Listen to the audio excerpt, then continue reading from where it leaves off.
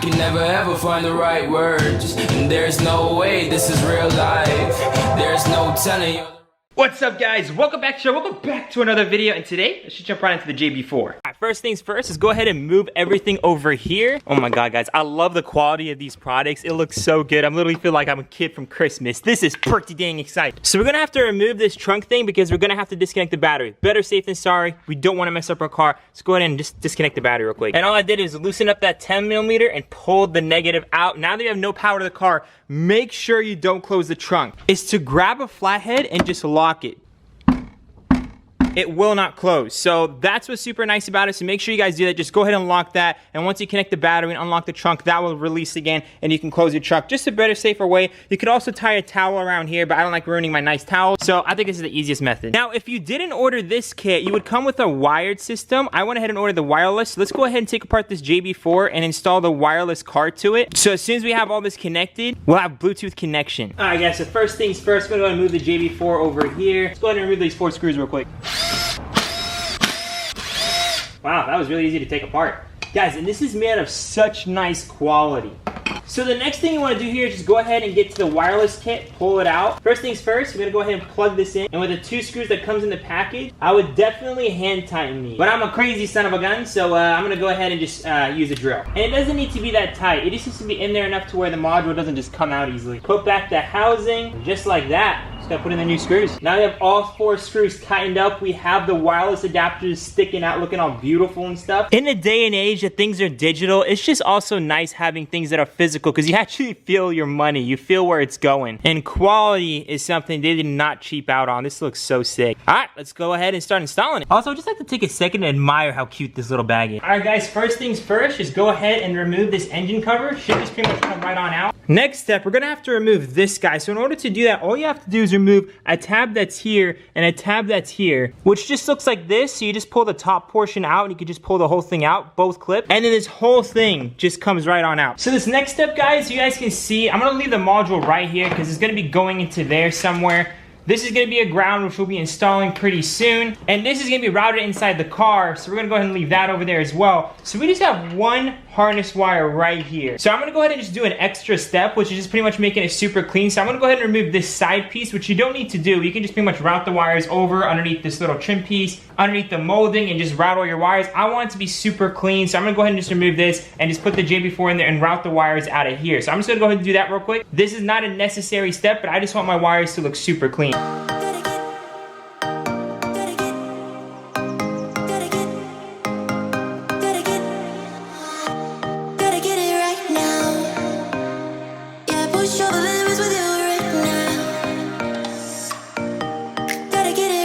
Guys, and now that I have the wire routed through here, it's pretty much a little garment where the rest of the wiring harness is. I pretty much routed through the exact same area for an OEM look. I went ahead and put this back, so now that we have the wires pretty much coming out of here instead of just going on top. It's all that I did. So the first thing I'm gonna be plugging in is the T-map sensor, and this actually goes right down here. This sensor right here, I don't know if you guys can see it, that's where we're gonna be plugging in. So this male head is gonna be plugged into the harness, the female head, and then this male head will be going into the actual sensor itself. So I'll show you guys how that looks in a little bit.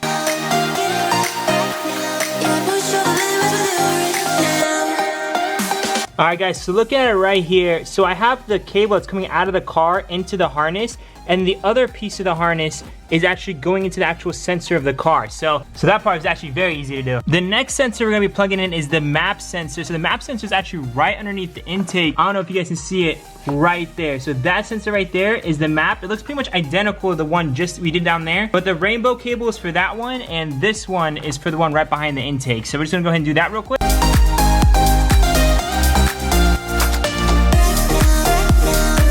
The next thing you gotta do is go ahead and connect the fuel pressure sensor. So we're gonna have to remove the intake, and it's actually very easy. Just one screw up there, just unplug the sensor, and the whole thing just comes out. So this is the only screw that you gotta do right here. Unplug the sensor, just pull up on the box.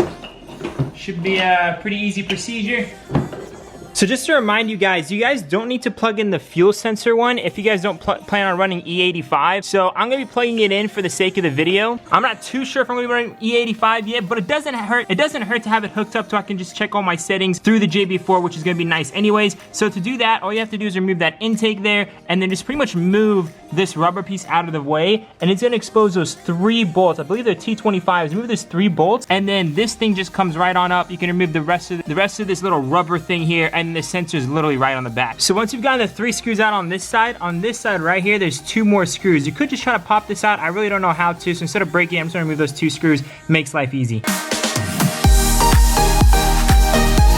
And then once you have the 2 screws out on this side, 3 screws out on this side, you can pull this whole thing out of the way. And now you can see the sensor, which is right back here. The sensor is right here in the end of the fuel line. So unplug that and just pretty much do the same thing you did with the other 2.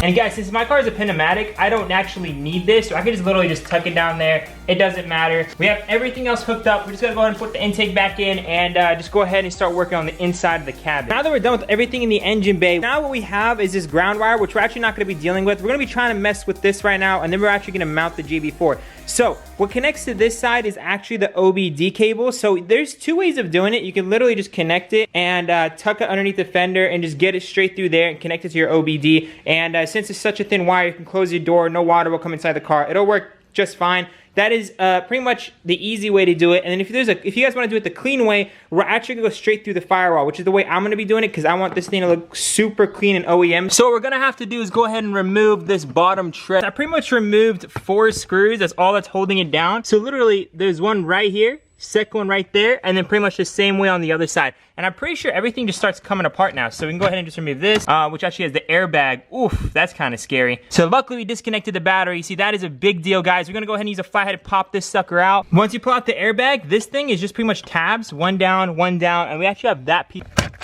Start finessing this out. So once you remove this, I'm pretty much routing the cable straight in there. It goes straight into the cabin. I'm just gonna go ahead and put the rest of this in there. I don't really need any of it really out here. At this point, it's not going in anymore, so let's go ahead and go inside the cabin and try to find that wire, pull it down, and then all we have to do is just connect this to the OBD, and that is literally one of the last steps before just giving it power. And now that we have the wire through, we can just go ahead and connect it to the OBD, and I'm actually not gonna untangle this. I'm gonna leave it like that, just mainly because we don't need that much distance anyway. The wire's already out here. Now that we have this piece connected, all we gotta do is just push everything back in and plug in the OBD. All right, guys, at this point, we have the wire connected, so we just go ahead and plug it into the OBD. Everything's back together. Now that is how you install a JB4, boys. Oh, nearly forgot, guys. We're gonna have to connect this negative cable. And actually, I wanna mount this a little bit further this way. So I need to pull this more, but it's pretty much maxed out here. So I'm gonna go ahead and remove this bolt, get this wire over, and actually just might as well, when I tighten up the bolt, put in the negative right underneath there, and bam.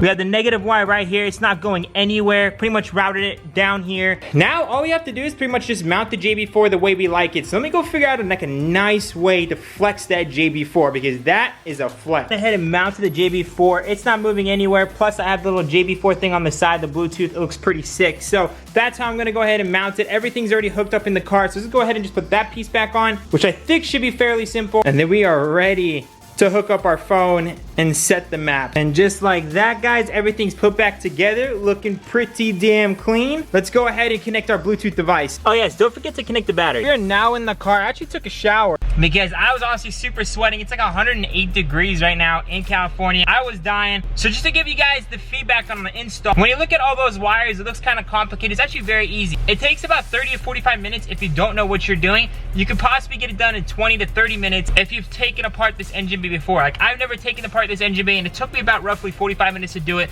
but it's actually very easy. Everything is very easy to do on this car, thankfully. So level of difficulty, if you have the tools, I would say a 2 out of 10. Only reason I say 2 is because There's those 3 screws that were unnecessary. Like why do you have 3 screws holding down a wiring harness? You only need 1. But anyhow, that's not JB4's fault, that's BMW's fault. By the way guys, unlike other systems, this actually connects to CAN bus. So this allows you to read out the transmission system, engine and sensor data, and incorporate all of that to basically take advantage of the most amount of performance. Also FYI guys, the JB4 is compatible with flash maps for fine tuning, also logging and additional safety systems. It can also be used for E85, which is why we plugged it into the fuel rail. And last but not least guys, it has an auto clearing maps that will adjust and optimize the tuning on a fly, which is absolutely insane for any given octane mods or conditions, anything at all. All right guys, let's go ahead and go to our Bluetooth real quick. I never used an Android before. I literally got this phone specifically for JB4. Look at that, it just pops up. So let's click on JB4. All right guys, I went ahead and connected the JB4 to the car.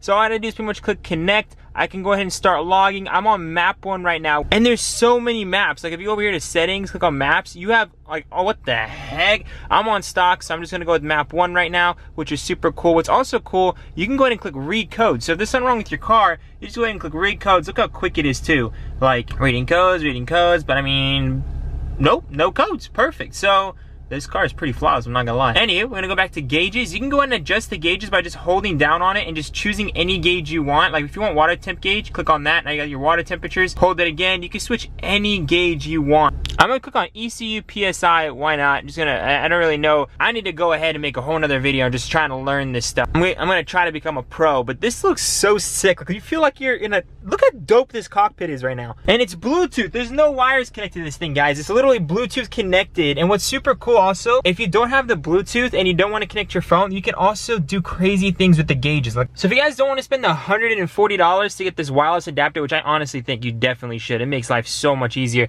You can go ahead and just go through which map you want and what settings you want. So let me show you guys how you go through it. So if you hold the BC button right here, if you just go ahead and hold BC, you're gonna wait, yep, there we go. So, okay, I'm playing around with this gauge right now. And this gauge, I have pretty much like every time you click, you move to another map. So all the info for this gauge is gonna be on this side of the screen, and all the info for this gauge is gonna be on this side of the screen and when the time comes. But yeah, basically, if I go ahead and just keep clicking BC, I can go ahead and adjust the settings and choose whatever map I want. And if I'm pretty much finished with that, all I have to do is hold the BC for 3 more seconds. Now I'm gonna be working on this gauge. And now on this gauge, you guys can see, I can literally choose the map from this side, which is pretty crazy. So map 1, I believe, gives you an additional 4 PSI, which is pretty crazy. Then map 2 gives you 6 PSI, and those 2 numbers are overstock. I'm gonna have, again, the whole list of everything on this side, but that's pretty much how you go through it. And then when you wanna get out of it, you just go ahead and hold BC again, and it saves when the 2 arrows go like that, and pretty much you are back to normal. So when I currently put the car at, I put the car on map 0, and as you guys can see over here, the car is on map 0. So if I go ahead and go back over here, I'm gonna hold down the BC button, wait for it to blink. Once it blinks, there you go. Now I don't wanna edit anything on this side. I'm gonna go ahead and hold it for 3 more seconds. Now that we're editing the map, I'm gonna go ahead and just click the BC button once. There we go, I'm in map 1. I'm gonna go ahead and hold the BC button now. Bam, there you go, it saves, and then everything should just go down. And just like that, guys, we are in map 1. Look over here, map 1. So that's how you guys can adjust it from over here. I'm gonna have all the information to what these 2 gauges can do down below. And like I showed you guys can adjust the maps in your gauges and everything by just holding it down, going down to settings, choosing your maps. Super cool. I love this. I love the gauges. Super snappy too. I can click on logs real quick and also log my car and everything. It's just, this is pretty damn dope. And I love how you can check your codes at the same time. I'm actually gonna be hardwiring this. I wanna pretty much have a wire going just straight into the dash or something, maybe into the vent, to actually charge the phone, so this thing is always on when I'm in my car. I think that'd be super dope. I'm gonna go ahead and take out for a spin on map 1. Let's see if there's a difference at all, because I'm not gonna lie, this car stock is kind of a disappointment. All right, car is starting up. We are in map 1. Let's just go ahead and back it up now. All right, let's get it. Oof, buddy. You can already feel it, which is kind of insane. Oh my god, I like woke up the car. This is on map 1, guys. Woo! Guys, I swear to god this car was so boring. The thing is that's weird about the 535s, they're a lot slower than the 435 stock. It just doesn't make any sense. I think it's maybe it's such a big car. Let me go ahead and floor it real quick. Woo! Woo! Oh! Oh, guys, no. That That is impressive. I'm gonna go ahead and click start logging and see what's gonna happen here. So, oh, so when you click start logging, the gauges actually kick into effect. So you guys can see the PSI, the boost. Woo, that's so sick. Guys, no way it has this feature.